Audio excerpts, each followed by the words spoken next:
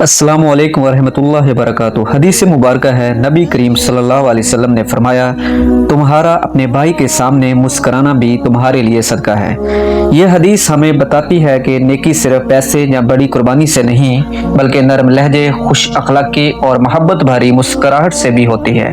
एक छोटा सा मुस्कुराना भी अल्लाह के यहाँ सदका है, क्योंकि ये दूसरों के दिल को खुशी देता है और मोहब्बत पैदा करता है। मिसाल के तौर पर दफ्तर में सुबह ऑफिस में दाखिल होते ही साथियों को खुश दिली से सलाम और मुस्कुरा कर देखना इनके दिन को खुशगवार बना देता है।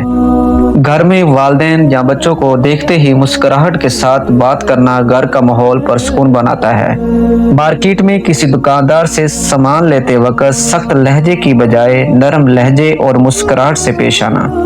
इसी तरह ट्रांसपोर्ट में सफर के दौरान किसी अजनबी से अच्छे अंदाज में बात करना और मुस्कुरा कर शुक्रिया कहना। इसी तरह मुश्किल वक्त में कोई दोस्त परेशान हो तो उसे मुस्कुरा कर हौसला देना और मुस्बत अल्फाज कहना।